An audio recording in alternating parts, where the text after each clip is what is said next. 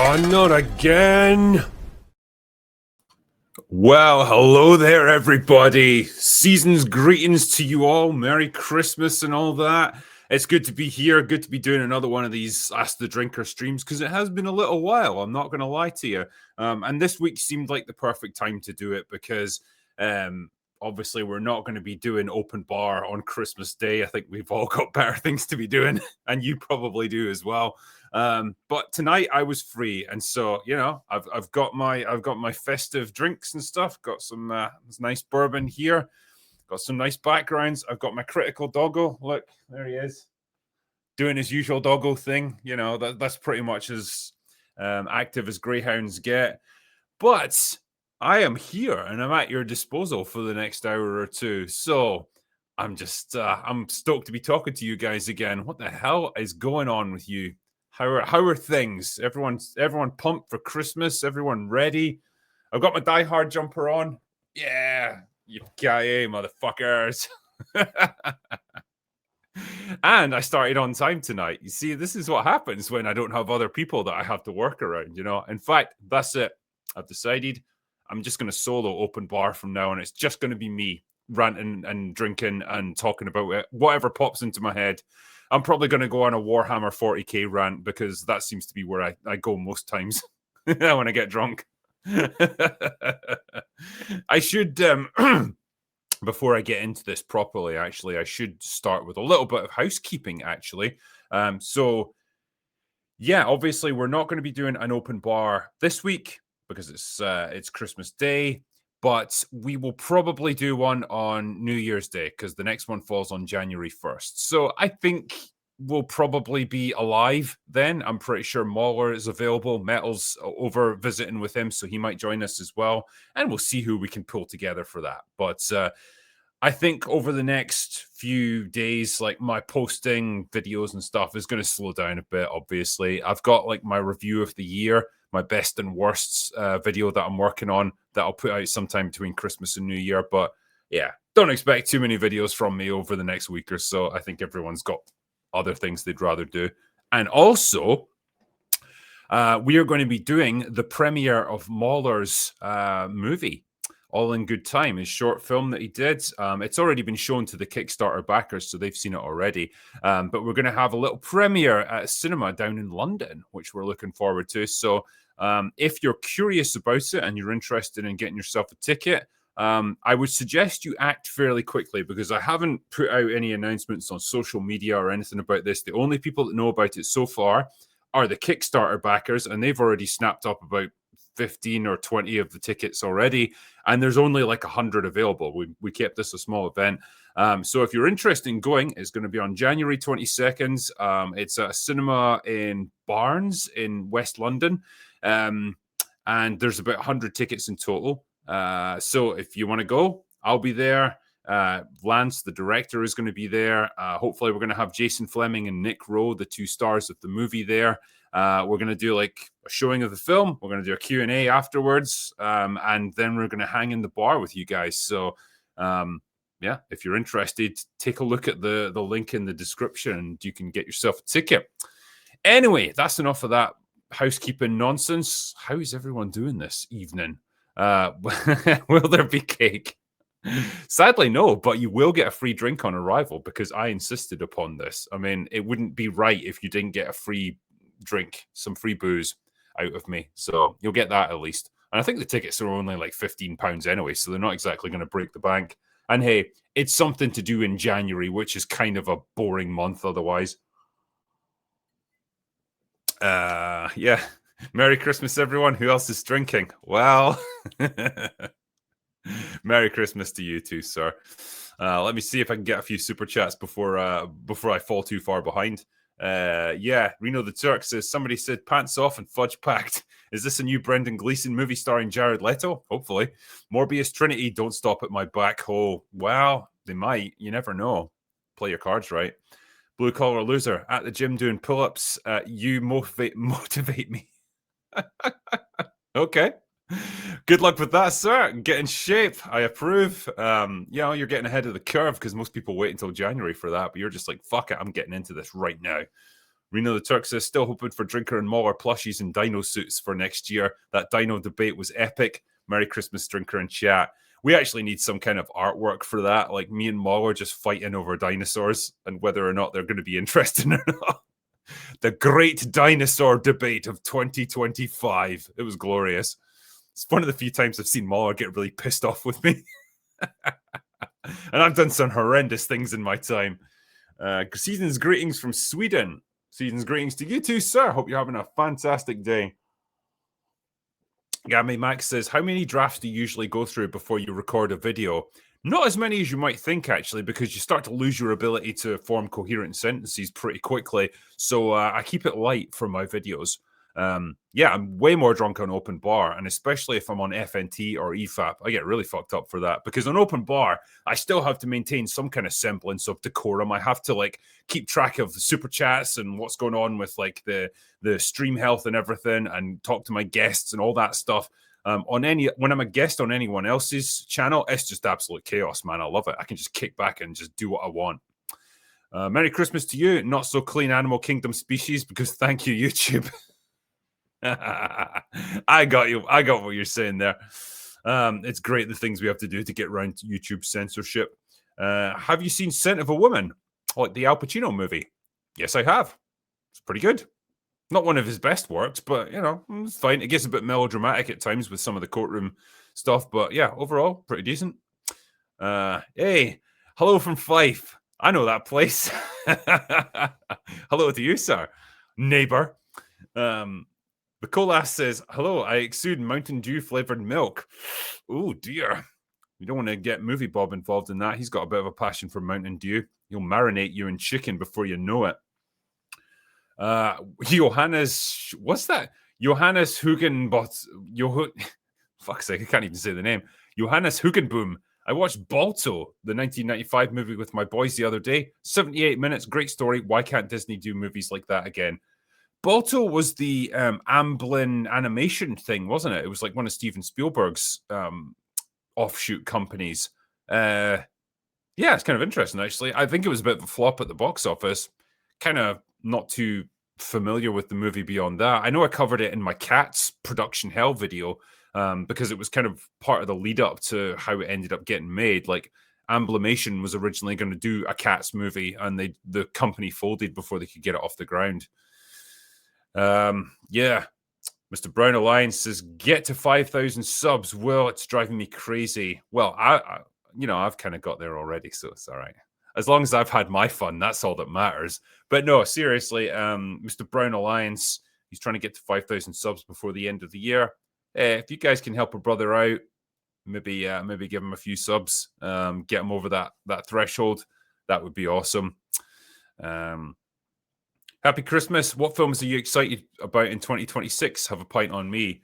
I don't know. I am super excited for Avengers Doomsday. It's going to be the greatest comic book movie of all time and all that stuff. I mean, at this point, like, I am drawing a little bit of a blank about movies to get excited about. I mean, I saw the trailer for The Odyssey. Ugh. I don't know about that, man. Like they're going all over the place with like the production design, the armor, the costumes, everything, and it's got Zendaya in it. The cast is bonkers in that one, actually. So I'm not quite sure how I feel about that one. Beyond that, I don't know. Like what movies have we got like for the summer box office? Movies for 2026. Let's see. We've got Project Hail Mary. That's fair. I think that's in March, so it's not a summer box office movie, but I'm hoping for good things from that one because I'm a big fan of the book, and the trailer kind of made me happy. I think they might have captured the essence of the story. So if they can get that right, awesome. I'd love to see an original IP, sci-fi movie do well. I think we need more of that. Beyond that, what else have we got here? Another Hunger Games movie, don't give a shit. Spider-Man, Brand New Day, don't give a shit about that. Clayface, don't give even less of a shit about that. Mandalorian and Grogu, wow, who's excited for that one? It's going to be great. Yeah, we've got also, 28 years later, The Bone Temple.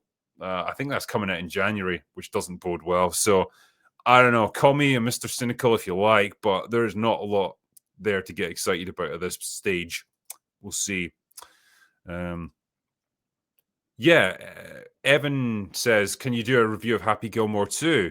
I thought I did already. We at least talked about it on Open Bar quite a bit. I mean, it kind of did okay to begin with, and then it just became like it straight up just became Dodgeball. Like it was just a ripoff of Dodgeball, but like with a really old Adam Sandler who's not trying all that hard now. I mean, it was better than a lot of the things he's put out, and yeah, it got a few chuckles out of me. Honestly, I think Shooter McGavin was the best part of that movie by far. And at this stage, I just don't know what else I could really add to the discussion. Like, it's not really a big deal of a movie at this point. After the shit show of Alien Earth, it's time the Critical Gamer streams an Alien Isolation playthrough. I think it's about time, actually. Because you know what? I have been racking my brains for a new game to stream. Like, I'm probably going to stream the new Resident Evil when it comes out, but that's a good few months away yet. So maybe Alien Isolation could be the thing for me. We'll try. One Night with Sydney Sweeney or being double teamed all night by Jedward for £5 million. So what you're saying is like, I presume like I don't get £5 million for having a night with Sydney Sweeney. Yeah, I'm going to take Sweeney. I don't need the 5 million. I don't need it that badly. So yeah, I'll take her. It's fine. Jedward though, fuck me. That's a name I haven't heard in a while. And any Americans here are going to be scratching their heads like, who the fuck are Jedward? It was a pop duo, a pair of twins. I think it was like Britain's Got Talent or X Factor or something. That's how they got discovered. Yeah, they were a pair of absolute bellends. I wonder what they're doing these days. I wonder if they're still alive. Yeah, someone find me the truth of Jedward. I want to know what's going on with them. Doge Pal says, I am so pissed at the Western animation industry. You should be, because it fucking sucks. And the Western gaming industry. What's more dead, the MCU or the DC Gunverse, or about the same? At this point, the Gunverse, really. Because at least the MCU has got this like back catalog of great movies, and like, you know, there's still a lot of name recognition to it. Whatever its status now, it's achieved great things in the past, and I think there's still that latent fan base that you can tap into. The DC universe, it's never had that. You know, the Snyderverse never really got off the ground, and it had loads of problems. Then there was all the chaos after that, and then there was like flops like Black Adam and Blue Beetle and The Flash and all that. And then we've got the James Gunn verse that nobody seems particularly excited about. And if anything, people seem to be getting quite antagonistic towards it. Like they're actually pissed off at James Gunn. Superman was a flop. I don't care what anyone fucking says. That movie like did not meet expectations of the studio. Supergirl's not going to get anywhere near what Superman did. It's going to be a massive flop and a massive embarrassment for the studio. But hey, you know, if it makes James Gunn happy, then sure, just keep churning out your shit movies, buddy. But yeah, I think DC Gunverse is more fucked. And I think when that sale goes through for Netflix, when they buy over Warner Brothers, I think James Gunn could find himself unemployed fairly soon. Frankie Sedal says, Merry Christmas from Kilt Bridge. Thank you, sir. You're not too far away from me. After 3 years looking for a better job and being stuck in a kitchen, I finally got the offer starting next year. Awesome, man. Congratulations. I hope your new job works out for you. I don't know what the industry you're going to be working in is, if you're still in the food industry or if you're going into something completely different. But yeah, I hope it's good, man. Wishing you the best 2026. Merry Christmas, drinker. I watched F1 and Warfare over the weekend per your recommendation. Greatly enjoyed both. Wishing you a great 2026. Cheers. Thank you, man. Those two movies are in my top 5 for the year, actually. I'm compiling my best and worst and my good, bad, and ugly for 2025. And F1 and Warfare are both in my top 5 best movies of the year. I'm not going to pretend like they're the most artistically amazing films ever made and they deserve all the Oscars or whatever. I don't give a fuck about stuff like that at this point. I just know that F1 made me just feel really fucking good about the world and myself and everything. And it was just a fun sports drama movie that was really uplifting. I really liked it. And Warfare was a great very gritty, very believable, very realistic representation of what these guys put themselves through when they go into war. Yeah, it's a worth watching for anyone who's interested in the genre for sure. Who's your favorite film music composer, and why is it not Basil Polidorus? He did have some fucking epic tracks back in the day. I will say that. What was that Conquest of Paradise one? That was epic.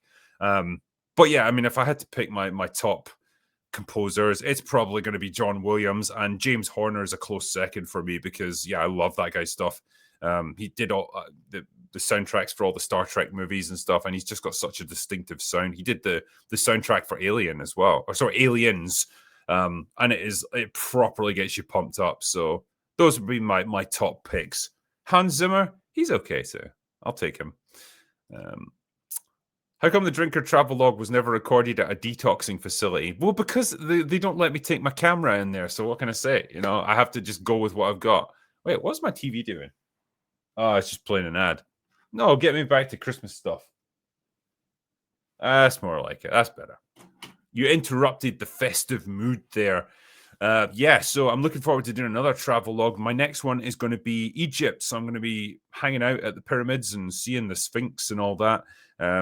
Because yeah, there's been like a million movies like filmed in that area, and I've always wanted to see it. I've never been to Egypt in my life before, and it's about time I goddamn did it. So yeah, you can watch Sunburn Drinker, and I'll definitely have these on for it.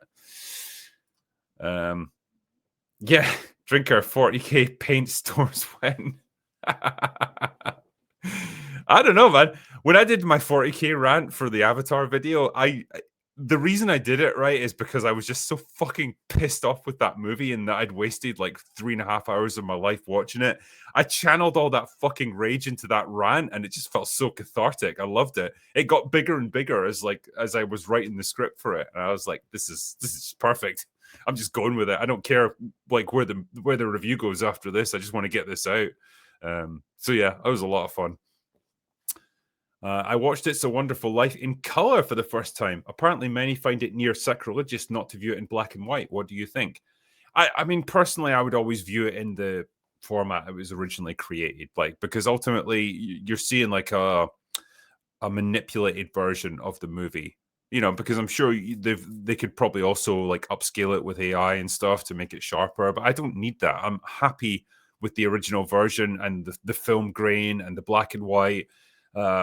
Yeah, so that would be my preference, and none of it takes away from just how fucking incredible Jimmy Stewart's performance is in it. How uplifting the movie is, how great the story is, how well drawn the characters are. Like, holy fuck! So many writers in Hollywood could learn so much from that film, but they won't because the lessons that they will learn they won't like. Yeah, Nortrom says, greetings, good sir. I saw Fire and Ass yesterday, and that was 3 hours I'll never get back. Well, you're wrong about that one because it's 3 hours and 20 minutes, actually. And when you factor in all the trailers and stuff, it's more like 4 hours. The visuals are gorgeous, true, but that's it. It's literal nothing burger. Anyway, have a Merry Christmas and a Happy New Year. And you, sir. Hope you have a great fucking time. And I did try to warn people about Fire and Ass, but what can I do? You know, I'm only a small channel. People don't listen to me that much. I'm trying my best here. I'm just a guy trying to make a difference. Yeah, Jimmy Stewart was based as fuck and a hero of World War II. He was, yeah. I mean, I'm sure I've told you guys this anecdote before. But the scene when he's in the bar, when he's basically been ruined financially, and he's like facing his life basically being taken away from him. You know, he's been declared bankrupt and stuff. His fucking cousin has lost all his money and stuff like that. He breaks down in the bar and prays, talks to God and asks for his help. Jimmy Stewart wasn't really acting there. He was fresh back from World War II when he filmed that, and he had a lot of shit that he was dealing with in terms of like PTSD and stuff, and that all just came out in that scene. And when they'd finished filming it, the director, I think it was Frank Capra, had to tell him like, "Yeah, I'm afraid the cameras were out of focus on this one. Like, we need to do it again." And Jimmy Stewart just flat out told him, "No, I can't do that again. That was like one and done. Like I've not got another one in me like that. And so the director spent days, apparently, like all night, working on this film to try and sharpen it up, and eventually got it to the point where it worked. Because Stewart just refused to do that monologue again. And I think that's to that's to his credit. Like as an artist, he recognized when he was at his limit, and that was it. Um, so I mean, it's pretty interesting. It's kind of like when you see Martin Sheen breaking down in Apocalypse Now in that hotel room. He wasn't acting there. He was having a full-on fucking mental breakdown, and they just decided to capture it on camera. I think he insisted actually that they keep rolling because he wanted to see himself afterwards. But yeah, pretty fucking incredible stuff. And we're not going to get actors like Jimmy Stewart anymore, sadly. That's the reality of it. Yeah, it's from his heart, non-repeatable. Exactly. Yeah, I think sometimes that was something I've come to realize about how actors work. Just in the tiny amount of experience I've had doing the various short films that we've worked on, they have a limit with dramatic scenes like that where they have to like get really emotional, and if you try and take them beyond it, you'll lose the edge, because they have to get themselves into that mindset, whether it's like really depressed or sad or you know on the verge of breaking down or whatever it might be. They have to get themselves into a pretty difficult mental place to convey that, and you can only ask a person to do that so many times before they just they lose that performance, and so you have to make sure you get what you need pretty quickly when it comes to moments like that. um What's this one? I love how Critical Drinker won't bring Demon Slayer breaking the box office record. That'll prove Hollywood sucks now. Um, yeah, so I mean that's a movie I never covered to the extent that I should have. If I was to be totally honest with you guys, it's because when I tried to watch it through other means, I couldn't get an English dub version or even like a one with subtitles that work properly. And so I couldn't give it an honest opinion. So I'm sorry about that, but I do want to watch it. And the fact that it's done so well is superb. I'm happy for it. Let me just hide this. I'm trying to keep abreast of the chat, and also do the super chats because there's too many and I can't keep track of it all. Yeah, what's the next one? RRTNZ. I know you, sir. You scoundrel, you. Happy Hogmanay, critical crunkler. You're a bit early for that. My question, what is the best Chuck Norris film? Oh, wait, we already know the answer. All of them. Stay merry. Well, the clear answer is Lone Wolf McQuade. That movie is just pure 1980s fucking awesomeness. Yeah, I actually did a stream with that, with Space Ice, where we discussed that movie in great depth, and it was glorious. Go and watch it on the second channel. I can't wait for a Jurassic Park alien crossover, raptors versus xenomorphs. Oh, it's coming. Give it time. They'll find a way to make it happen. They're going to have dinosaurs in space eventually. I fucking know it. Have you ever considered sitting down for a discussion with Andrew Klavan? I bet it would be interesting and funny. Also, thank you for Why the Past Matters. It was beautiful. Wow, it's amazing. Even now, like, I don't know, 4 years down the line, 5 years down the line, people still reference that video as being like, super influential for them. I don't know. Like, I just spoke from the heart on that one. It was like very much my thoughts on censorship of old movies and stuff at the time, and the feeling like, I don't know. It was like people going through a museum and like altering all the exhibits and defacing all these priceless relics from like thousands of years ago, just because they wanted to make it fit with modern trends and modern sensibilities. That's what it felt like. And I wanted to address that. And I don't know, man, people really seem to respond to it. Damn. Yeah, Andrew Klavan, what would we discuss? I want to bring him up because I feel like I want to know more. Okay, he's a writer. Yeah. Right, I got you. I could potentially bring him on if he was interested. Depends if he wants to talk to me. Yeah, ever considered watching or reviewing Chainsaw Man series and the new movie? I highly recommend. Puts a lot of Hollywood media to shame. I've heard good things about Chainsaw Man, yeah, and I'm always in the mood for a new anime, and maybe over the Christmas period when I got a bit of time, I can actually watch it. I've got it ready. I can do it. Merry Christmas, drinker. As a young little drinker, what was the most gross thing that you drank? Mine was poorly made home brew. All right. The most disgusting drink I've ever had in my life was probably Chinese firewater, which is basically their version of moonshine. I don't even know what the fuck it was made from. A friend of mine brought it back from his vacation in China, and we had it on a my best friend's stag weekend, which is like bachelor weekend for Americans. I was the best man for it actually, and like we all went away. We did like a weekend of like fucking outdoor adventure sports like quad biking and clay pigeon shooting and all that stuff, which was lovely. But we also got fucking drunk every night. And this asshole decided to bring out the Chinese firewater, opened it up, poured out some shot glasses for it, and we smelt it. I was like, oh, this smells really awful. And I did a rare thing, right? I didn't just neck it like I normally do with shots, because obviously that's what you're meant to do. I was like, right, I'm going to take a little sip of this because I am not sure about this stuff at all. And it tasted like cheesy, unwashed feet that had been like decomposing from trench foot for like a week or two. It was absolutely foul stuff. Nobody could keep it down.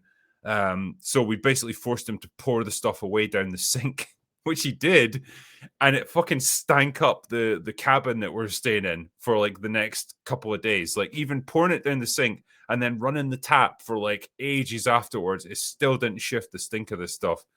I do not know what it was or what was in it, but holy hell, it was awful.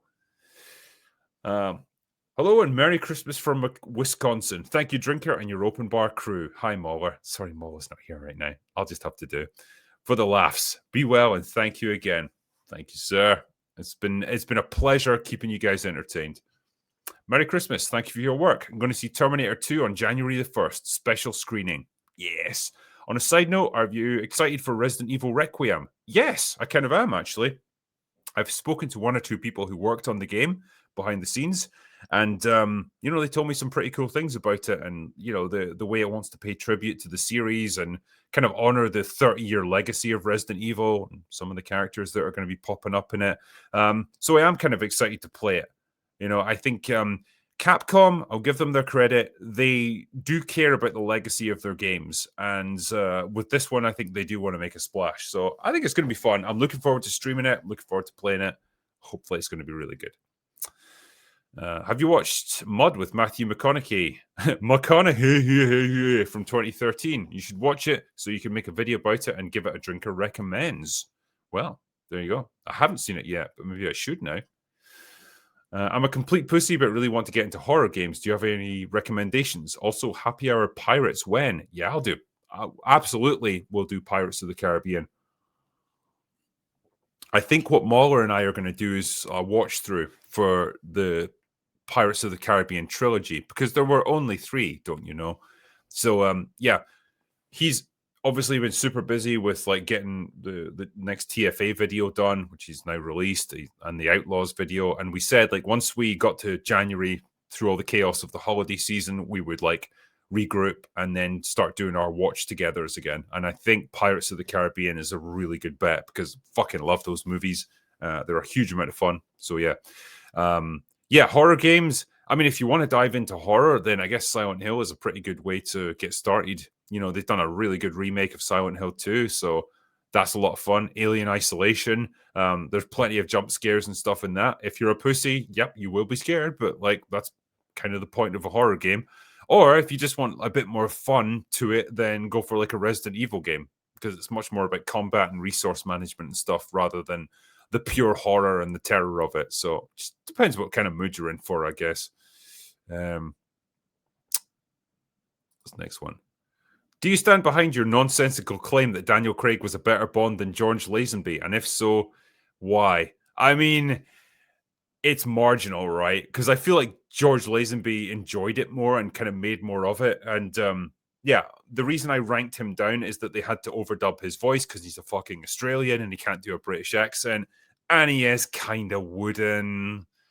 I think Daniel Craig, his movies were better than he was, but they do sort of elevate his Bond just by the virtue of them being good action movies.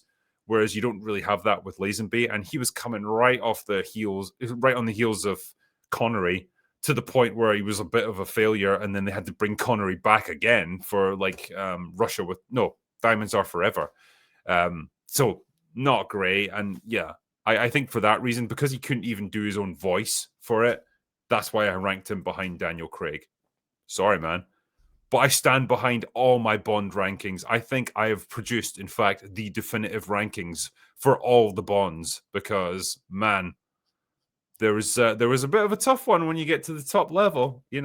I've got such a soft spot for Roger Moore, and I probably ranked him way higher than most other people would. But you know what?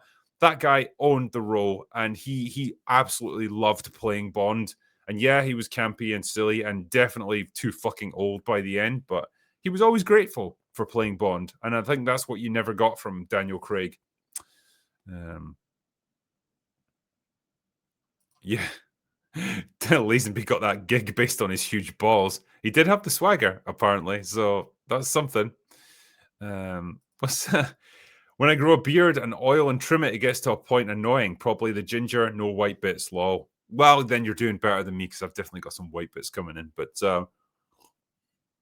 I don't know. I get to that point as well where it starts to get not itchy because I'm at the stage where it's not anymore. It's when it's shorter that it's itchy. But then you get to the point where you notice food gets caught in it and stuff, and it's like, okay, something has to be done. Get the trimmer out. I don't know how guys who've got full on lumberjack beards that just go down to here. I don't know how they deal with it because it just seems like it would take so much fucking maintenance to keep it going. I just don't have that kind of time, sadly. Yeah. That's some great spelling there, but yeah, Timothy Dalton is underrated. Yeah, Timothy Dalton. I think he just came to the Bond franchise at the wrong time. I think they'd wanted him earlier, but he wasn't available or something. And then by the time he did come in, he was coming on the heels of Roger Moore, so everyone was very used to that light-hearted, campy version of Bond. And then you suddenly get Dalton coming in, dead fucking serious as a heart attack, and super slavishly devoted to the books. He read all the books and he really wanted to get the literary version of Bond down to a T. And I think apparently he did. It's just that I think one, people weren't really ready for him at the time. He was a real culture shock, and two, the movies that they actually put him in felt more like 80s action thrillers than Bond movies. You know what I mean? They lost a lot of the glamour and the sort of sensuality and the exoticness of the Bond movies, and they became more suddenly Bond's in Afghanistan taking part in the Soviet war there, or he's tackling drug smugglers. It's fine, but it felt very un-Bond-like at the time. Obviously, Daniel Craig, his version of Bond would solidify that template, but Dalton actually set that tone. I think in the wake of that, Pierce Brosnan's version of Bond was a much better bridge between the Roger Moore era and what would eventually become the Daniel Craig era. Brosnan's Bond was more action oriented, and the cinematography and everything was slicker. He was less campy, but he still had that slight tongue-in-cheek element to him. He didn't take it too seriously. So I think he was the perfect balance.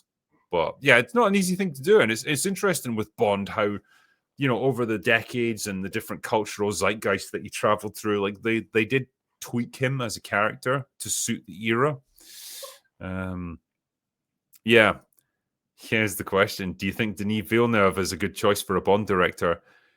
No fucking way. Sadly. I wish he was. I like him as a director, but I think he's a terrible choice for a Bond movie. He's a very slow, ponderous, methodical kind of director. Dune is a perfect kind of movie for him. It's a perfect franchise for him. Kind of clinical, kind of removed, kind of It's very epic. It's slow paced. It's thoughtful and meditative. That's not what I want from a Bond movie, though. So no, he's probably not a great choice. Yeah. Um, admit you love Eva Green and Famke. I mean, I'm only human, you know. Eva Green, she's fucking hot, man. Especially in that era. And she was always willing to get them out, which I absolutely respect in an actress, you know. Here's to you, Eva Green. Thank you for your service. And Famke Janssen, yeah, I mean, she's very like striking and statuesque, and you know, back in her heyday, she was awesome. It's weird, right? Because you don't realize how fucking long she's been in the industry. There's an episode of Star Trek: The Next Generation, so we're talking like early 1990s, and she's in that, not as a kid or anything, like as an adult. She's like some kind of weird concubine thing that is designed to help with diplomatic relations, because she basically seduces the guy on one side and imprints onto him, and she imprints onto Picard by accident because, you know, she loved that bald head. But yeah, like, she's been in the industry forever. Yeah, it's just wild that she's been around for so long, and she still looks pretty good even today. Daniel Craig's Bond was the worst by far. It was the least fun. Like, you could tell he wasn't enjoying himself doing the Bond movies, and I just thought, why are you fucking doing this? Is it just a paycheck? Is that all you care about? Whoopi Goldberg is the new Bond? Sure, sign me up, baby. Are you excited about Spider-Man Brand New Day? Nah, just don't care. Like, yeah, I mean, like, Far From Home, it's good. Like, it was good mostly because of the nostalgia of seeing like Andrew Garfield and what the fuck is his name? Why am I blanking on his fucking name? Anyway, the guy from the Sam Raimi ones. I just had a bit of probably a stroke or some kind of cerebral hemorrhage. Anyway, to see all the different Spider-Man actors from different generations and different iterations all come together into one movie and have it actually be quite fun and respectful to them, it was good. I liked it for that alone. And yeah, some bringing back some of the classic villains, it's all good, you know. But beyond that, you know, I felt like that was enough. I didn't need more, and so I have no idea where they're going to go with it next. Yeah, Toby Maguire, or as we like to know, Bully Maguire. You're gonna cry now. I need to do more super chats because I am falling way fucking behind. Right. You can erase one movie and one show from 2025. Which is it? Ooh. I'm probably going to erase Alien Earth because it was a fucking calamity. And one movie, what would I get rid of? Because some of them are terrible. Well, there's loads of terrible movies this year, but they don't really matter. Like Snow White was terrible. It doesn't matter though. It didn't harm any franchises or anything. Might be excuse me, might be Predator Badlands, you know. Because I've got a real love for the Predator franchise, and that movie was just an absolute abomination. So yeah, if I could get rid of that, I'd probably be fairly happy. Yeah, Predator the Musical by Lego Lambs, you'll love it. I've seen Predator the Musical, and I've seen Aliens the Musical, and I've seen Aliens the rap version. I've seen it all, man, and it's absolutely fucking glorious. Go watch it. Speaking about game streams, Terminator 2D is crazy good. What are you drinking now, by the way? Oh, right now, I've got some Buffalo Trace. Good stuff. I actually had Woodford Reserve as well, and I was like, which one do I want to use for this? But Buffalo Trace won me over. It's pretty nice. Cheers. We'd like to see the top 10 movies with the highest replay value. By the way, Godzilla Minus Zero in 2026 over Disney's Douche Day. Oh, is it coming out next year? Well, in that case, hopefully it's good. I mean, Godzilla Minus One kind of feels like one of those lightning in a bottle movies. Like, I don't know if they can replicate it necessarily. I really fucking hope they do. I hope they give Hollywood a run for their money, but I'll reserve judgment on that one. But yeah, I'll be supporting it if it's good. Let's see. Yeah. Merry Christmas to the Drinker and Co. Thank you, sir. Thanks for the great year. Fat Man with Mel Gibson. Surprisingly good. Mature take on Santa. Gibson is solid, and Walton Goggins is on a Pascal level villain run with no fatigue. Love it. Love it. Love Walton Goggins and love what Mel Gibson. Yeah, man. I just that guy's career never quite recovered from the controversies of the 2000s, and it's a shame because you kind of wonder what he could have delivered otherwise. Um, but yeah, I've never seen Fat Man actually. I need to give it a watch. It's the time of year for it and all that. Production hell on live action Mario Brothers, please. Yeah, that movie was a troubled one. Consider it done. Did you watch Smiley Friends on Silent Hill 2? 2 minutes of a great laugh. Are you going to watch Return to Silent Hill? Merry Christmas, everyone. I will watch it. Hopefully it's good. Probably won't be. But yeah, I didn't watch Smiling Friends in Silent Hill 2. I didn't know you could.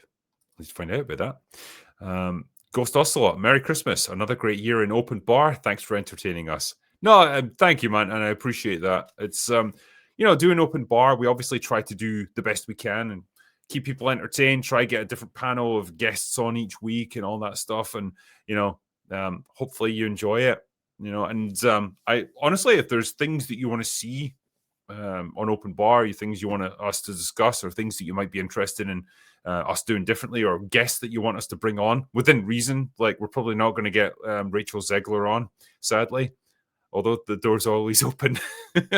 Then let me know. I'll do what I can. Merry Christmas Drinker. I just caught a short film from 1945 called Star in the Nights. It's a beautiful Christmas short and would love your take. All right. Short film, Star in the Night. Have not heard of that, but I need to have a look it up and give it a watch.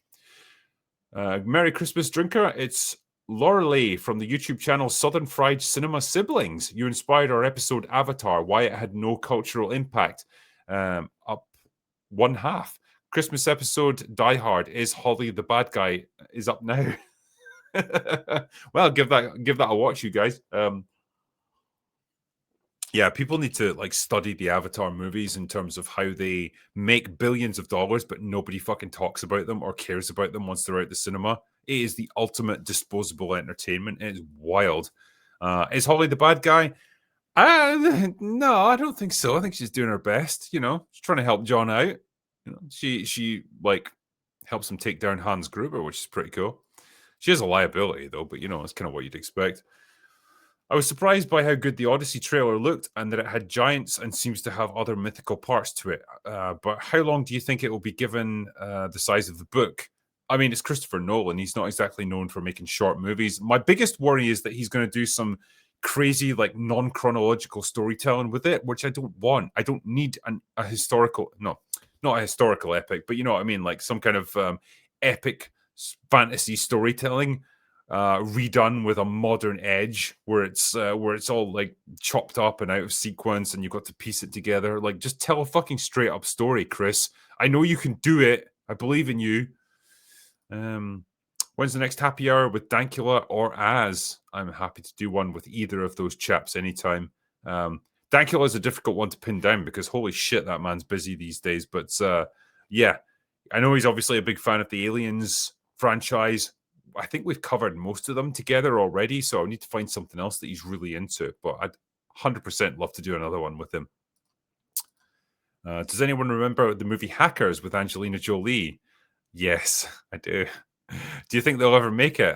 Remake it, I guess what you're saying. I don't think they will.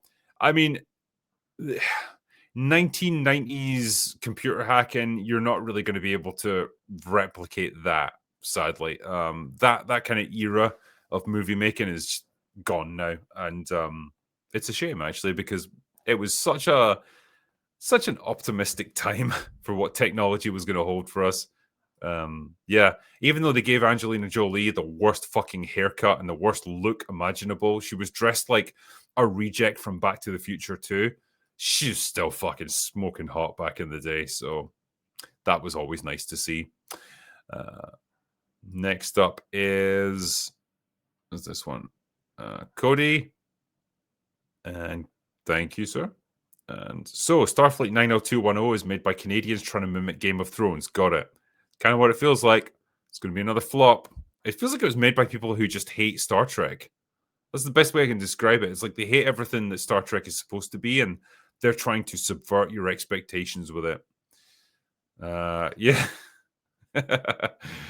They were. I've seen the topless movies that she's done. Pretty good. Pretty good. Top totty. Angie's still hot, aged but hot. Yeah, I mean, once you got past the early 2000s, she was like super skinny and frail looking. Like she went down that Ariana Grande road where, God, give that girl a fucking cheeseburger with bacon. Just help her out here. Um, let's see.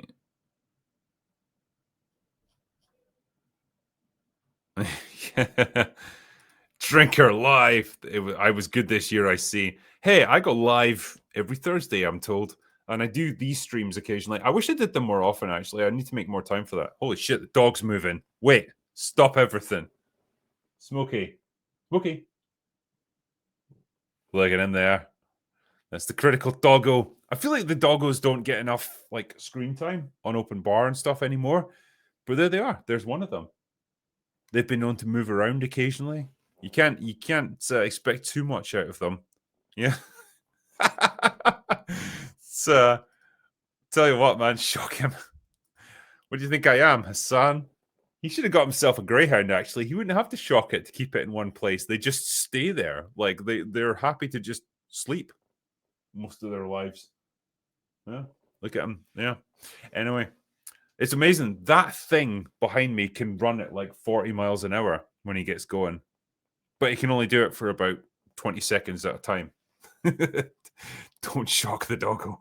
I would never do that. These doggos are happy dogs and they're enjoying their retirement. Lara is actually lying on the bed in the spare room.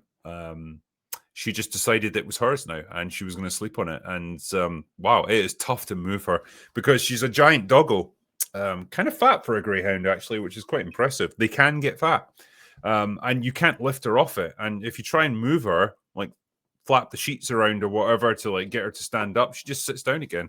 It's impressive, her determination. It really is. You should do voice acting, you bub. No one wants me to do voice acting. It's awful. I would be a terrible actor. Anyway, yeah, what's the next one here? Movie I'm looking forward to is Varanasi, directed by SS Rajamouli, director of Triple R, Babule 1 and 2, 2027. So far, yes, so good. Interesting. I need to watch more Bollywood movies like that. Or, sorry, in the case of Triple R, it was a Tollywood movie, wasn't it? So, I need to give that a go. I need to get more time for that sort of thing. Have you ever been thrown out of Jordan's in Cooper? I've never even been to Jordan's in Cooper, so nah. There's not many pubs I've been thrown out of, actually. I got thrown out of a nightclub once because I threw up and passed out on a table. I was just done. But to be fair, I was still in high school at the time, so, there was that. But, wow, those bouncers were not fucking around. They just, like, grabbed a limb each and just, like, carried me outside. It was great. It was a fun little ride. Drinker, have you ever seen Paris, Texas? And if so, what did you think? I have not seen Paris, Texas, I'm afraid. No, I can't give you any feedback on that one. Are there any video or computer games you think would make an awesome movie or streaming series that hasn't already been attempted? Well, BioShock probably is a pretty good candidate. I mean, it deals with a lot of interesting themes. I'm sure Hollywood would have a field day with it. But yeah, well-drawn characters, an interesting environment, great art design, great style, that sort of 1920s Art Deco style. You could do loads with that if you had the right director behind you. Hail the Drinker. If you want to laugh, please search YouTube for GTA 6 Scotland Edition. Merry Christmas. It's funny, that actually got fucking recommended to me on my Facebook feed today, and I watched it, and it was pretty good, actually.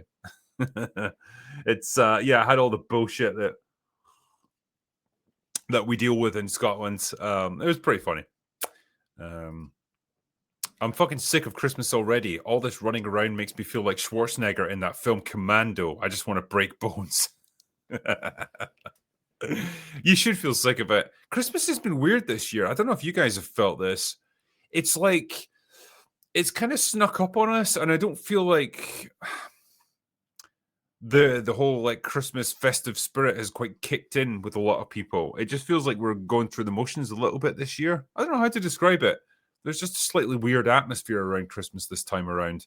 Um, yeah, I don't know. Maybe I need to like watch more Christmas movies or listen to more Christmas music or something. Maybe I've been a bit too wrapped up in work. Not sure, but it's just an odd one, an odd vibe. Drinker, Conquest of Paradise. Paradise was Vangelis. Ah, was it? Shit. Um, so Basil Polidorus, I never know how to pronounce his surname. He did things like The Hunt for Red October, didn't he? I'm pretty sure. Wait, I'm gonna have to look it up, right? I'm pretty sure he did Hunt for Red October. Yeah, here we go. Oh, so Conan the Barbarian. Yeah, Hunt for Red October. I'm right. RoboCop 3. Fucking random. Uh, Flesh and Blood. He did. He did Quigley Down Under. Officially a legend in my book. Yeah. Sorry, I apologize that I got it wrong. But there you go. I'm a bit of a retard at times. Love your work, drinker. Cheers from Germany with my 38% volume vodka. That's not bad. 42 is normally what you're aiming for. Oh, God, the TV's doing the advert thing again. Stop doing this. Skip. That's more like it. You do the best you can with what you have, right? I mean, for sure, yeah. I thought you Germans would be better with vodka, but you've got schnapps at least. Surely that's something. Enjoy that. And you guys basically invented beer, so come on. You've got things at your disposal. You watched Pluribus yet?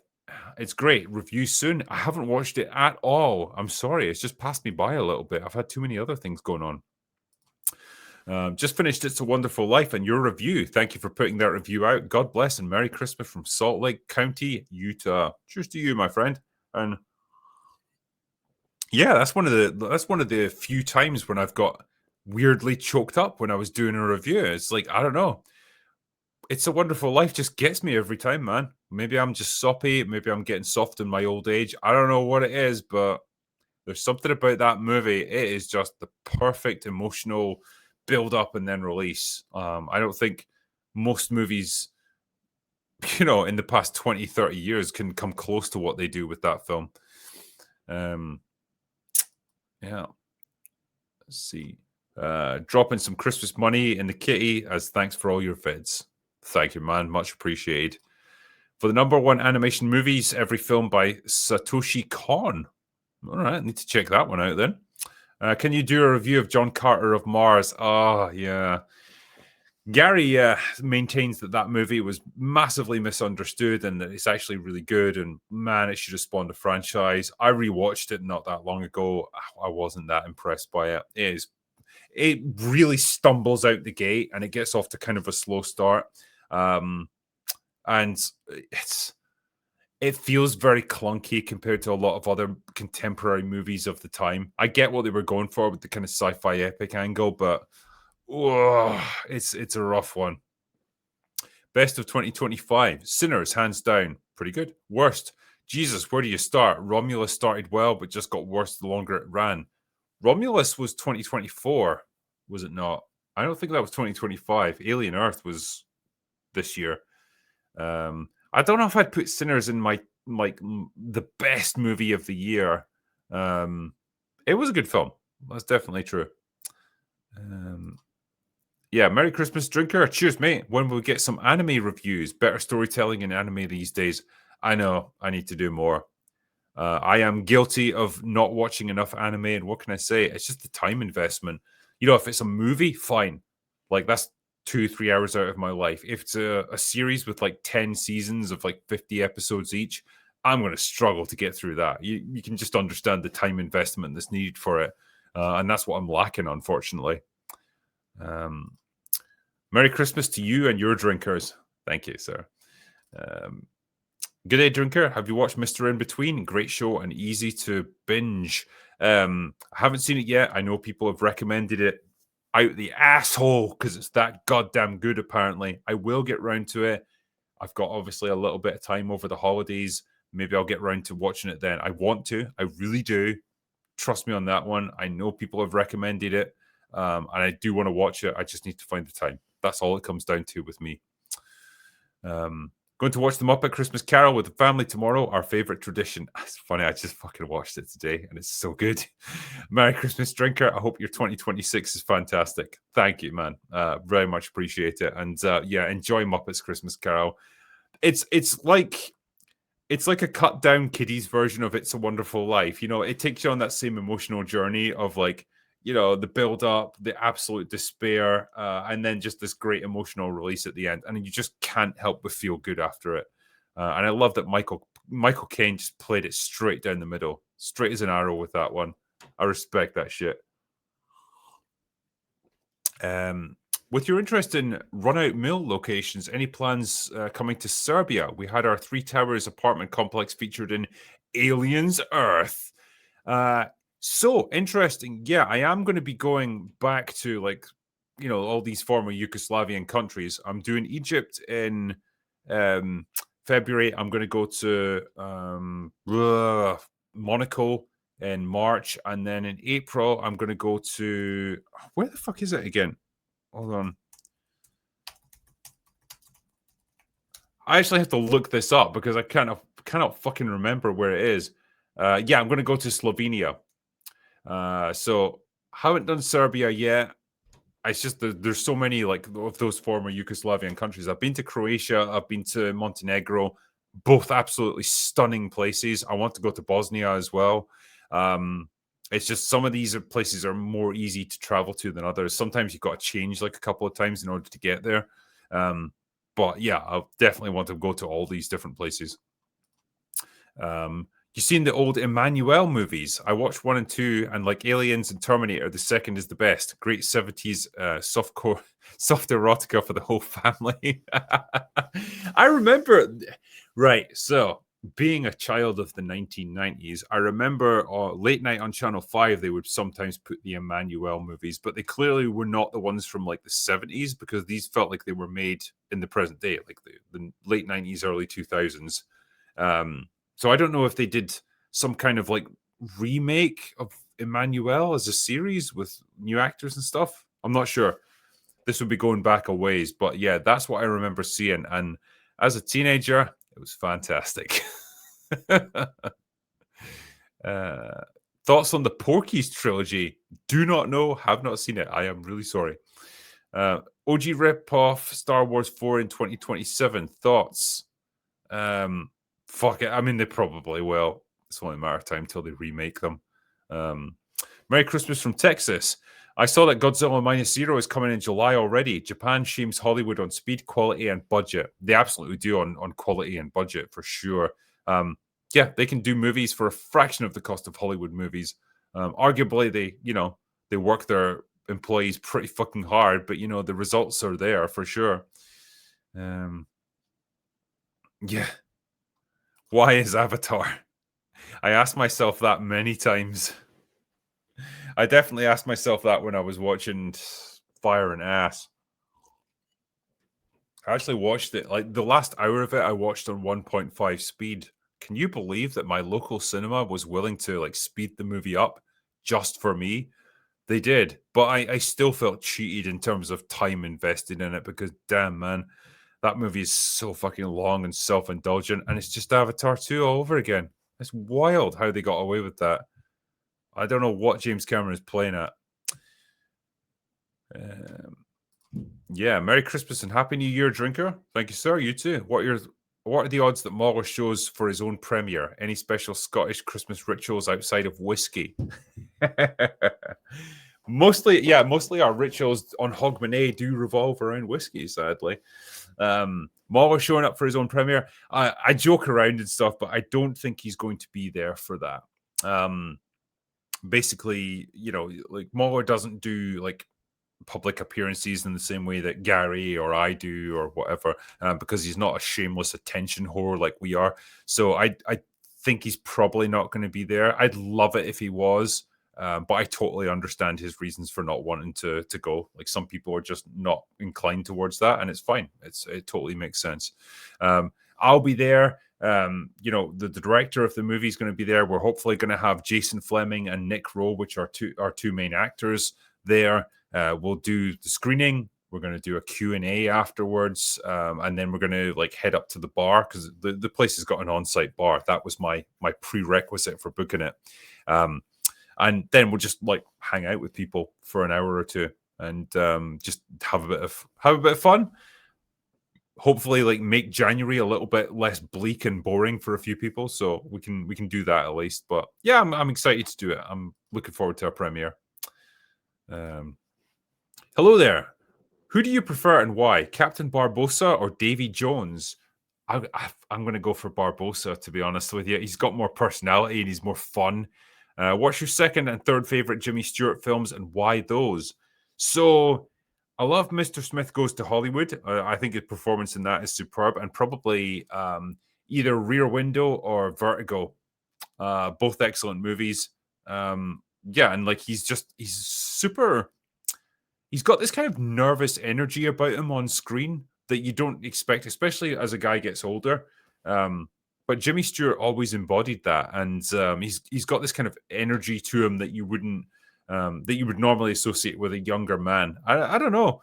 Yeah, I think those would be my top picks. I always loved him in Flight of the Phoenix as well. It's a much like later movie or later career kind of movie for him, but that movie, the original, is so fucking enjoyable. I think he does a great job with it. I think the overall cast is superb and the premise of it is great. I know they did a remake with yeah, can't remember his fucking name, Giovanni Ribisi and Dennis Quaid, which was it's not as good as the original, sadly. Yeah, Merry Christmas, Drinker, and everyone else. Here's to another year of watching It's a Wonderful Life. There you go. I missed the years of my grandpa telling us the story of how he was friends with Jimmy during World War II. That's fucking legendary, man. Honestly. My goal in life is to be one day an old man with just loads of interesting stories to tell. Because I don't know, man. I feel like we miss that in life. Everyone, I think, growing up, or at least people of my generation, had a granddad or an uncle or something who'd just done loads of really cool shit in his life, like loads of crazy stuff, and had like just loads of amazing stories to tell. Some of them were probably made up, but you know, it always felt believable. And yeah, I just want more of that. So one day, but yeah, congrats to your granddad for knowing him. That's pretty fucking cool, man. Yeah. Can you do a retro review of the 1986 Transformers, the movie, at some point, please? Please. We'll send you some JD. I mean, I could. Do people want me to review it? Really? Is there demand for that? I don't know. I'd much rather do G.I. Joe, the movie, because I've got much more experience with that. Oh, no, my TV's doing the weird thing again. Go. Give me my background. There we go. Yeah, I remember watching G.I. Joe, the movie, as a kid, or Action Force, as we called it over here in the UK, because our government was a bunch of assholes. And yeah, I remember really enjoying that. So I'd love to talk about that at some point. Yeah, apparently Optimus Prime dies in Transformers, the movie. I do remember that. And that's why they had to rewrite the G.I. Joe, the movie, because Duke is meant to get killed off in that, but then they have him like wake up from his coma magically at the end. It's just like some ADR dialogue that's just thrown in there. It's so funny. Oh, spoilers! Yeah, I'm so sorry. Like, I'm sorry I spoiled a 40-year-old movie. It's too soon. I'll do better next time. Anyway, what's the next one? Oh yeah, here it is. Drinker, how much longer before Hollywoke disappears? I think it kind of already has, to be honest. There's a few holdouts and there's a few movies that are coming down the pipeline now that are just like relics from a different time. But like for the most part, it's over and done with now. I think the problem is we're moving out of the era of woke and we're into the era of slop. So it's not necessarily like better quality or anything. It's just not politically charged. So it's up to you whether that's going to be better or worse. But I'd rather just get into an era of like better filmmaking. That's probably going to take even more time, sadly. I've been wanting to know for years, what was the music used in your video, Why the Past Matters? Fuck, now you're asking. Um, shit. I honestly don't know because it's been so long since I made that video. I would imagine I just did like a search on YouTube for poignant, emotional, instrumental music, and it would have been some kind of, third party stuff that I found, but I cannot remember what the actual track was. I'm really sorry, but like, yeah, it was too long ago. Merry Christmas from Australia, drinker. After watching your channel for a while, you've inspired me to become a writer. If you had to pick the best film of 2025, what would it be? Had to be Warfare for me.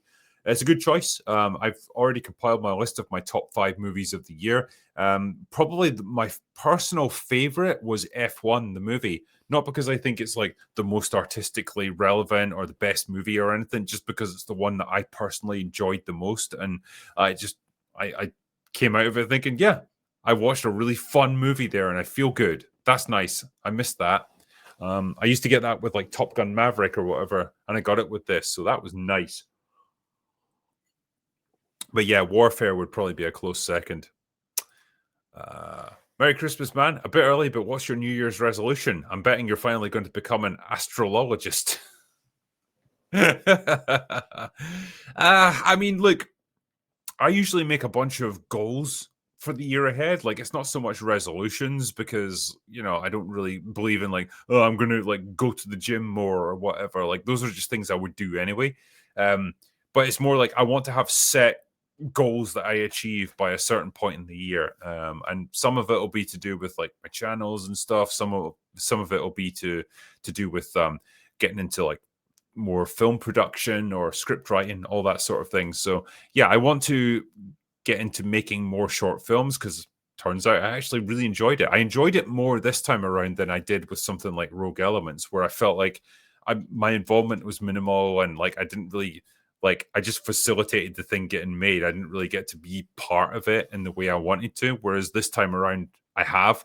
And I've seen the results, and it's like, oh right, this is what it actually feels like to be part of making a movie and have your vision actually get translated onto the screen. So I want to do more of that, and I want to try and get more into script writing, that sort of thing. So um, I guess what I'm saying is I want to do more than just shit on what other people have made because okay, fine, like there's fun to be had with that for sure, and I think Hollywood deserves it a lot of the time. But I want to give something back if I can. Whether what I make is going to be good or bad or ugly, who knows? But like I'm much happier when I'm creating things rather than just talking about things that other people have created. So if I can do that, great. Like I'll be happy. And if I can say like, hey, I made the best movie I could, or I told the best story that I could think of, if it's good or bad, you know, fair enough. But like if I've done my best, that's the best I can say.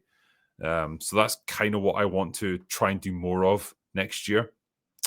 Um, anyway, Merry Christmas, drinker. Can someone agree with me that Lethal Weapon is more of a Christmas movie than Die Hard? I feel persecuted for my beliefs. Uh, um, I'm struggling with that one, right? Because Die Hard feels like more of a Christmas movie because it's got more Christmas iconography to it. There's more on a surface level. There's more Christmas trees. There's more Christmas oriented music. There's more references to Christmas. I know Lethal Weapon takes place around the Christmas period because it's a Shane Black script, so of course it does. It just doesn't feel like it. It doesn't have that vibe, and I know that makes me sound like a Gen Z asshole, but what can I say? Yeah, I just don't associate Lethal Weapon with Christmas as much as Die Hard does. Um, yeah, Die Hard 2 is a better Christmas film. Yeah, because it's got snow in it, of course. Um, yeah, let me carry on here. Oh, where's the next one? Yeah. Merry Christmas, bro. Shot on me. Thank you. I'm not going to actually shoot on you, but yeah, I'll take a drink. So thank you. Merry Christmas. Sorry, hey drinker, Merry Christmas. A little unsolicited advice. Be very careful filming anything in Egypt. Very strict laws. Please review before going. Ooh, okay. Yeah, I will try to be unobtrusive there. I mean, I'm pretty sure people who go to the pyramids and all that stuff, they're allowed to film. You know, I'm not a full-on documentary film crew or anything like that. It's going to be like literally me with my camera phone, so I should be all right, I would think. But yeah, thanks for the advice. Welcome aboard, Chris Stapper. So cheers, man. Hello and Merry Christmas. You should check out The Unknown Soldier. I think you would enjoy it. Maybe even get a drinker recommends. I haven't seen that one, so I need to have a look. Thank you. Today, Michael Bain uploaded an interview podcast with Cameron. Didn't even know Bain was active on YouTube. Should get him on for a chat one time. Funny you should mention that, actually. Yeah, you could say that he was scheduled to come on for talking to me as an interview, but the James Cameron interview kind of interfered with that. So, hey, if you've got the fucking asshole critical drinker or James Cameron, who are you going to pick to talk to? You know, I think we know the answer. But we're going to try and reschedule that. So hopefully, I'm going to talk to Michael Bain in the new year. But yeah, he was scheduled to come on the channel, and he will be at some point. But yeah, he's got his own channel, and he does like interviews with people in the industry, all that stuff, which is pretty fucking cool. Yeah, Carrier, a Raccoon City story, says, "Sup, drinker? Been a while. Music took off hard this year. Congratulations, my friend. I know you were in a band, so well done. Joined a second band, toured the UK, Germany, Spain, Midwest, and LA. Heading back to Spain, France, and in May, and the UK in November. Thoughts on the new Resident Evil movie? I mean, I'll reserve judgment until I've seen it, but I hope it's good. I'm braced for the worst, though. Um, I'm more hopeful for the new Resident Evil game rather than the movie. Put it that way. But yeah, I'm glad your music career is taking off, man, and congratulations to you. I still want the next edition of the Raccoon City story graphic novel that you're doing because it's good stuff. Have you thought about reviewing anything related to Wallace and Gromit? Also, Merry Christmas. Wallace and Gromit is superb. I love those fucking movies. I love the stop motion animation. I love what they represent, and I love the studio that makes them. Everything about them is just so fucking quintessentially British that you can't help but warm to them. I don't know what Americans think about Wallace and Gromit, but we love it over here. And yeah, I don't know what I could say beyond. It's just really fucking good. You should watch all the Wallace and Gromit movies because they're awesome. Merry Christmas, drinker. I enjoy and drink loads. And that's from Rebecca Golds. Yeah, congratulations on your movie coming out, man. It's good stuff, and wish you all the best in 2026. Yeah, what does Mauler even look like? Let's speculate. I do not know. Even to this day, I don't know what he looks like because I've never met him face to face. But we are going to fix that next year. Apparently, there's a resolution for you. I'm going to hang out with Mauler. Hey, drinker, I'm from Czechia, long-time watcher. I'm booking a plane to visit my friend on January 21st since I gave him and myself a premiere on 22nd. Finally, a good reason to fly back to London. Awesome, man. Good stuff. I'll look forward to seeing you on the 22nd. Merry Christmas. Love your work. Not so much your AI impersonator on that other channel. Yeah, fucking... I feel like I've arrived. I've got someone using AI to impersonate my voice, and I didn't think the AI could do it, but apparently it can. Yeah, I don't know what the channel. I think it's like the. No, I'd be guessing what the name of it is, but anyway, someone brought it to my attention that there's a channel that uses my AI generated voice to do reviews and stuff, and it's pretty uncanny. It sounds exactly like me. And that's quite disturbing that AI's got to that point, but there it is. I don't even know if you can do anything about it. Because technically he's not stealing my material. He's not stealing my actual reviews or anything. He's just using an AI replication of my voice. Yeah. Scary times we live in. But ultimately, there's only one drinker. There's only going to be one drinker. Watch Doctor Who spin-off War Between the Land and the Sea. No fucking way you could pay me enough to watch that garbage. The main character turns into a fish to be with the fish. Girlfriend Kate Stewart pulls a gun on a man for littering. Yep. Doctor Who and all its subsidiary spin-off bullshit things can just fuck right off. I've got nothing to do with it anymore. I don't care. It's garbage. It needs to die. The BBC needs to die. Done with it. I have a feeling One Piece won't live past 4 seasons if they keep releasing them in 3-year intervals. The anime has 1,154 episodes, and Netflix didn't even scratch the surface. Unlike anime, actors age. That is true, 100% true. They're never going to do that many episodes. They're never going to do that many seasons. They'll cut it down. You're probably going to get 3, maybe at most. That's the reality. That's the economics of streaming as well. Like audiences tend to decline over time. Actors get more expensive because they want to move on to new roles. So yeah, don't expect like that crazy amount of longevity from the Netflix series. The season that we've got so far has been good. I liked One Piece. I hope the next one is just as good. I guess we'll see. Yeah, any new books on the horizon? If no, any author recommendations in the same genre? My dad, mother-in-law, wife, and son. I need more. I mean, look, I've written 10 books. I've published 10 novels and 3 novellas. Okay, I've done my bit for King and Country. What can I say? Like, I want to do more. I would like to. It's a time issue.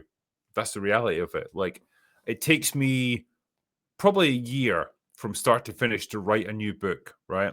6-7 months to write the first draft of the manuscript, then like another 5-6 months of editing to get it to where it needs to be, and then publish it and release it and stuff. And in that time, I could make what, a couple of hundred videos. That's the reality of it. And I would have to take a break from all that to make the book happen. And it's just not, it is quite literally not worth my time at the moment. That's the unfortunate reality of it. There may come a point when I can do it again. Scripts are a more viable option for me because at least I can do them relatively quickly. But yeah, I'll do my best. But, I feel massively lucky to have had 10 novels published in my lifetime, It's pretty good position to be in.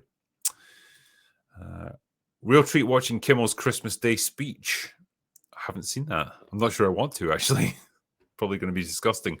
Rewatching Fringe series. Forgot what an amazing show. Disappointing J.J. Abrams, Alec Kurtzman sold their respective souls and pisses me off wrecking favorite franchises. Merry Christmas, Drinker. Thank you very much, man.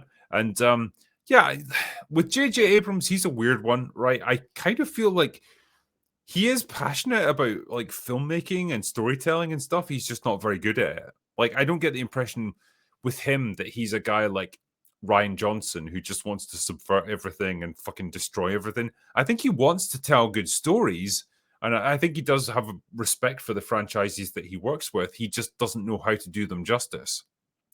And so, yeah, like in his early days of his career, there was some good stuff. I think Super 8 was pretty good. I quite like that. But yeah, I don't know, man. People work with the abilities they've got. Oh God, Alan Sugar just fucking appeared on the screen behind me. What the hell? I need to make that go away immediately. This is the thing, right? When you're just streaming a nice relaxing background on YouTube, you get ads. Go away. There we go. That's more like it. Yeah, let me try and catch up here. I cannot keep up with the super chats, which, to be honest, is a good problem to have, but it is still a problem. R.I.P. Gil Gerard, the man who made Buck Rogers cool. He was cool, and I did like Buck Rogers back in the day, actually. Are you going to review Welcome to Derry? Probably not. People have asked me about this quite a bit. Like, I don't care enough about the 8 universe to watch that series. Maybe the films put me off a little bit. Part 1 was pretty good. Part 2 was pretty disappointing. And I'm just like, yeah, I'm done with that location. I'm done with that universe. I just don't care enough to watch it now, sadly. People have said it's good. A few people have said it's a bit shit. I tend to believe the good ones because there's more of them. But yeah, it's probably not. Hey, Drinker, big fan. Glad there's something you like on YouTube that calls out Hollywood for their lack of effort and creativity in films recently. Well, I do my best, Yeah, that's all I can do. I can rant into the void. If people listen to me, great. I appreciate it. The Avatar one recently was the most pissed off I've gotten at a movie in a while, and I just channeled it all into a Warhammer 40k rant, which felt great. I want to do more of them. Sonny Close says, "Who's the better actor? Who's a better actor than Gary Oldman? I don't think anyone is close. So probably Daniel Day-Lewis. I would put up in the same sort of category. Gary Oldman's interesting because you would never know unless you watch an interview with him when he talks in his real voice. You would never know that he is British. You know, from all the different characters he's played, he's a chameleon. He becomes a new person every single time, and you would never know who he actually is unless you actually saw an interview with him talking in his real voice. I think Daniel Day-Lewis is kind of in that same category. Yeah, should be enough for one beer. In my hometown, that will get you possibly 2 beers if they're really shit. So yeah, thank you, man. Appreciate you. Oh, sorry. Yeah, Merry Christmas and Happy New Year. That's from Dutch Gradient. Thank you, man. Happy New Year to you and Merry Christmas. Write down and watch it. Do it. Do it now. Wait. What have we got here? Hold on. I don't need to write it down. I can do a notepad because we're space age here. Right. Mud. Watch it. There you go. And I'm gonna put some exclamation marks. There you go. Cool. Now I won't forget. I like the first Survivor, Lara. Great voice actor, 10 out of 10 OST, fair enough, and cool original story for a teenager. My problem is she never became the true Lara in the sequels. Yeah, that's part of the problem. Also, it was quite overblown, and there was so much like of the kind of supernatural. The whole fucking island is tearing itself apart in a vortex of craziness. Like, I just didn't need all of that. It felt like a bit too much. And the fact that it's so action oriented, where she's just killing so many people, I don't want that from Lara Croft. Like, at most, she should be like fighting off the local wildlife to get to her objective. But I don't want her to be a soldier. That's never what she's supposed to be. So yeah, I never liked the survivor Lara idea. Like, she is supposed to be a treasure hunter, not a fucking like mercenary. Drinker, advice please. The love of my life left me in August. Still struggling a lot with it. Advice on how to get over it ASAP. Sorry to be gloomy. Right, man. Aside from the usual, the obvious solution, spend more time with your friends. Like, just get into as many social situations as you can. Like, go out to parties, like have nights out with them. Just spend time in the moment and try to take your mind off that, because you need to like just find other things to occupy yourself. And beyond that, like spend some time like working on yourself if you can. Like, get to a gym, like, focus more on work, career opportunities, like making business things happen. There's a million things you can like apply your energy to. Just don't be moping around. Don't be sitting around scrolling through your phone or anything like that. Like, use your time productively, because you don't have that much of it. So, for whatever that counts for, like, that's my advice for you. Just try to fill in that time in your life. 10 years at St. Andrews, love the books. Is there a Ryan Drake 10 in the works? One day, hopefully.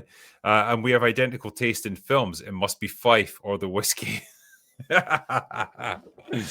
Living in Fife, it's the least interesting part of Scotland. We're not in like the city belt with Edinburgh or Glasgow or anything, but we're not in the really scenic bit up north in like the Highlands. It's just that forgettable middle bit of Scotland, the central belt. Yeah, but St. Andrews is nice. That's where all the wanky like American university students go. I know, because I dated a few of them back in the day. But yeah, glad you like it there, my friend. Scott, hey drinker, how much whiskey do you drink when it's all said and done on a stream? Do you get the whiskey shits the morning after? Nah, I don't get that. I get the shits with beer, but not with whiskey. Merry Christmas to all. Thank you. On a stream, so tonight, right, to put it into context, this was more or less full when I started. So it's like, it's beyond halfway. So I've drunk I probably drunk this much here. So about half a bottle. It's the same for open bar. It depends on the bar and like how it's going and stuff. But yeah, generally I'm pretty steady with it. And it's very easy to just take a little sip, mix it with a bit of Coke, and away you go. The most drunk I've ever been on a stream was probably the very first live stream I did, which was an EFAP with Mauler.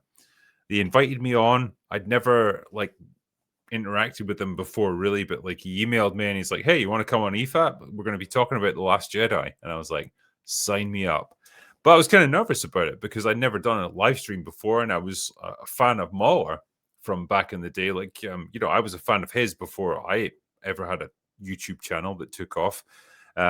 So I didn't want to be like boring and like quiet or whatever. So I was like, right, I'll just get a few drinks down me.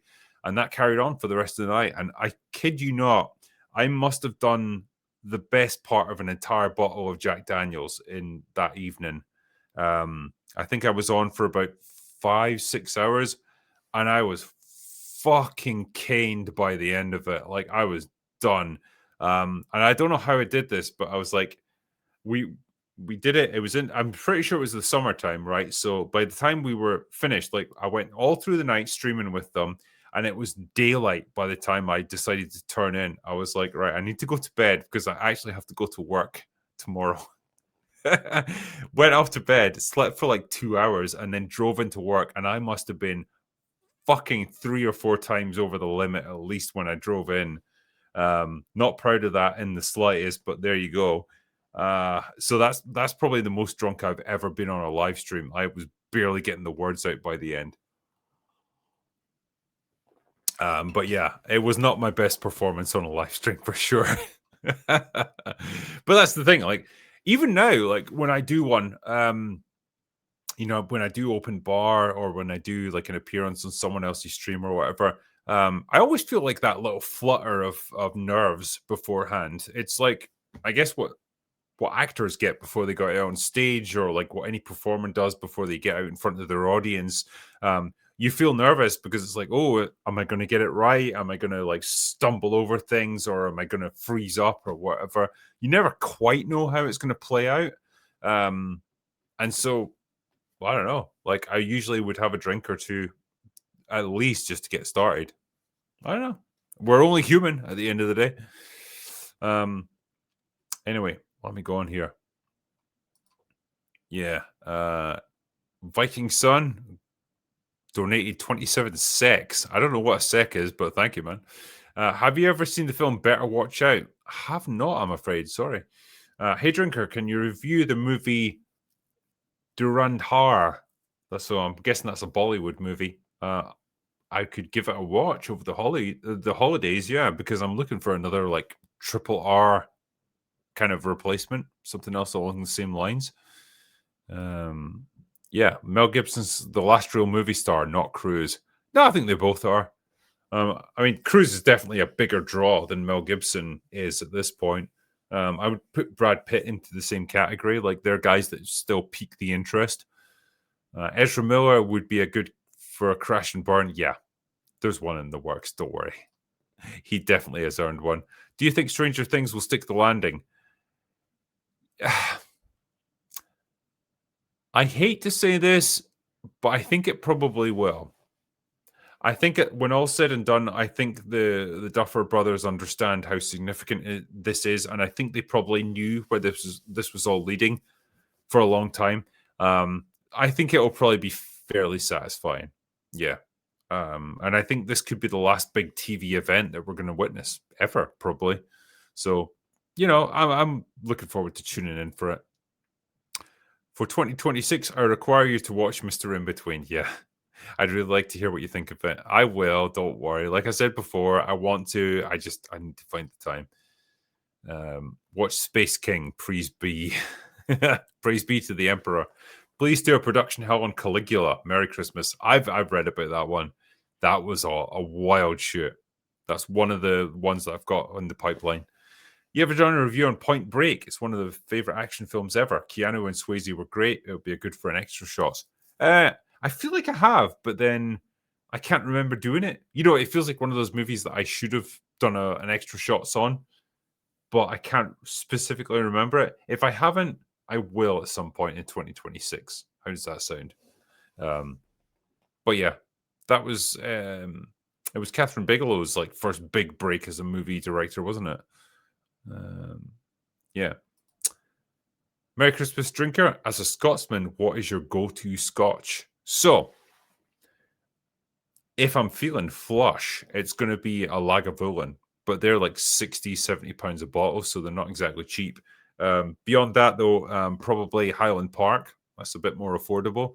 Um, both good whiskies, fairly smooth. Like, I don't like super smoky whiskies. I prefer like smoother ones like Speyside or Highland malts, that sort of thing. So, yeah, those are generally my go-tos. Aberfeldy is quite a nice one as well. So yeah, I think those would be my favorites. Get Snarky J on Open Bar to discuss Avatar 3. She liked it and gave it 7 out of 10. I mean, look, I would like to have Snarky J back on. She's not massively keen on doing live streams. That's the reality, unfortunately. What it means for her is, as a young woman on YouTube, you can imagine she takes a certain amount of shit from people about whatever, like, you know, how she dresses, how she looks, whatever. Like, people can be pretty fucking judgmental and harsh on young women, and yeah, it's not great for her, like, her whole outlook, and her, like, her experience of doing this stuff, and it's probably not worth it for her. I talked to her about it, and you know, she's got no issue with us or anything like that, but like, she's not super keen on doing more live streams for the time being. So I totally respect it, and I totally understand where she's coming from. You know, I try to not get too into the weeds when it comes to commentary and stuff, but like, you're always going to get it. Um, so yeah, the door is always open for her to come back on, but I don't think she's like, you know, super excited to do it in the near future. It's just, yeah, it's a shame because I liked having her on. She's like really fun to talk to. She's got some good takes and she doesn't hold back with her opinions. You know, that's what we like. But ultimately, like, you can only do what people are comfortable with. Serious question. Do you subscribe to Russell's savage critique of Nietzsche for glorifying just kidding? Who cares? Superman asked Santa for Chuck Norris's pajamas. Merry Christmas and Happy New Year. Okay. I love, there's always a Chuck Norris joke in there somewhere. Thank you, man. Spartan Van says, hey, drinker, long time lurker. I wanted to say Merry Christmas and what Halo is your favorite? Mine is Halo 3. Mine is also Halo 3 on the basis it's the only one I've played and completed. So I'm not a massive Halo guy. And so my experience with the franchise is fairly limited, but I played Halo 3 all the way through and completed it. That's the one where Cortana dies. I thought it was pretty good. Story-wise, I thought it was pretty decent. The action's good. The gunplay is good. I thought the moment-to-moment like action and all that, all good. So yeah, it's probably my favorite. not a huge playing field, you know. Have you seen Blue Thunder with Rob Schneider? It's the inspiration for Airwolf. It had a girl doing nude yoga and it made an impression on 12-year-old me. I haven't seen it, but now I want to. Yeah, let's have a look at that. Top 3 games of this year. Oh, Space Marine 2, I guess. Expedition 33 and was it Silent Hill 2? Was that this year or was that last year? Damn, now we're asking. I feel like there's not been too many games this year that I've been super like passionate about. Yeah, those might have been my choices. Yeah, I have to go there. Yeah. Drinker, would you ever review My Hero Academia? The final season just finished, and it would be a blast to see what you think of it. Happy Christmas. I would. If I got the time, I would happily watch it and review it. That's the question, though. Do I have the time? Excuse me. As a historical fiction author, I'm definitely getting more drunk as I'm doing this, by the way, because I've been necking this Buffalo Trace all night. How would you recommend me to transition to the screen format? format. Thanks and happy holidays. Thank you, sir. And yeah, transitioning from writing novels over to doing screenplays for movies, it is a difficult switch to make because you have to like learn a whole new like style of storytelling. Um, you cannot have characters within their monologues, obviously, because you're not going to be able to represent that on screen. It has to be way more concise, way more punchy, and you have to put so much more thought into every line of dialogue from characters. Like, you don't have like 500 pages to play with, you've got 90 at most on a good day. And so you've just got to be much more judicious and, think about the economics of what you're asking people to do. So you can write like the most amazing action set piece or whatever, or like a change of locations, like a whole different place. Okay, well, think about the logistics of actually doing that. You've got to get a film crew to this new location. You've got to like house cast and crew and everything. You've got to like change all the lighting, all the rigging, all the cameras, everything like that. Keep that in mind as well, because you've got to like keep the practicalities of what you're doing in mind. Yeah, you can write a script with an unlimited budget in mind, but most of the time that's not what you're going to be working with. So yeah, try to keep those things at the back of your mind as you're writing it, and think like, how easy would this actually be to film in a practical sense? Because that is a very different ball game. Merry Christmas! Bring back the critical doggo cam. Oh yeah. So I mean, you've got one there. Look, there he is. Doggo. Smokey. There he goes. He's still alive. Yeah. He's back to being dead. Yeah, I should do that on open bar actually. It was just a bit of a pain to have it like set up here because it means cables and cameras and everything. And my setup now is a bit different. I meant Roy Scheider. Yoga Girl had me distracted. Yeah, Rob Schneider and Roy Scheider are two very different actors, so that makes a lot more sense, actually. Have you seen Spare Us Your Pity, Alien, the Avatar meme? If you haven't, you should, as it's the only memorable thing about Avatar. Yeah, pretty much. Everyone, I don't know. I'm coming more around to Colonel Quaritch's ideas, you know? I think he's got some good stuff going on. I'll do a couple more and then finish up. Hello, I'm drunk as you are right here in Houston. I don't know if you're as drunk as I am, but good on you. Anyway, what movie did you just like this year that you would give another try to watch again? Oh, this year, fuck, everything's been so shit. I don't know, Thunderbolts maybe? Like, I'm open to the idea that that's good, but I'd be struggling to actually get through it again. That's the only one where I thought maybe something, but damn. Drinker, great job. A production hell on Twilight will be funny or a crash and burn on Taylor Lautner or Michael Bay. Yeah, I mean, I've already done Kristen Stewart for the whole like Twilight connection, but yeah, I need to know the details of Twilight. I thought they were relatively smooth productions. I wasn't aware that they had a lot of problems behind the scenes. I know Taylor Lautner like definitely crashed and burned, or just never took off in the first place. Your screensaver is incorrect. You need Offerman drinking Lagavulin in front of a fire, readily available on YouTube. Please change. Merry Christmas. I will do that next time, just for you. Welcome. Yeah, have you watched Welcome to Derry yet? I have not, I'm afraid. As I was saying before, I'm probably not going to bother with it. It just doesn't interest me that much. How would you fix the Jurassic franchise? Thoughts? I would end it and kill all the dinosaurs and all the humans and just stop it, because it needs to stop. You've done everything you can do with Jurassic Park. Just let it die. Last Son JT's gifted 5 critical drinker memberships. Thank you very much, you generous bastard. And I'll finish up with this one. It says, Drinker, how long has it been since you made that video in the Highlands of Scotland telling everyone what your plans were for the channel? Pretty sure that episode of Andor Season 1 was shot there too. No, it wasn't shot in that exact location. I actually went to the top of Ben Nevis to shoot that. Not because I wanted to shoot that specific video, but I knew I was going there anyway.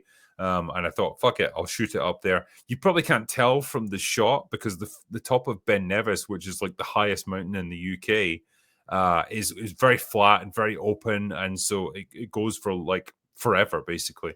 But you get some spectacular views from up there. I've climbed it 3, 4 times in my life. Um, and if you get it on the right day, you can actually watch clouds rolling by below you, like you're above the clouds, which is really fucking cool. But yeah, that was back in the summer of 2019. So a long time ago now. I was but a young lad then, and now I'm this broken husk of an old man in front of you. Um, but yeah, man, I just I wanted to do something on location for that moment of hitting 100,000 subscribers. I thought that was pretty cool, um, and I was very lucky. It was a super nice day. There was not a breath of wind. It was just a very calm, very sunny day. So that was nice to be able to do that. Um, anyway, I will probably finish up right there. I want to say for the few 3,500 people that joined me for this tonight, thank you guys. I hope all of you have an awesome Christmas and a happy New Year. I will obviously answer any super chats that I've missed. I'll do that I'll do like a catch up stream to cover that.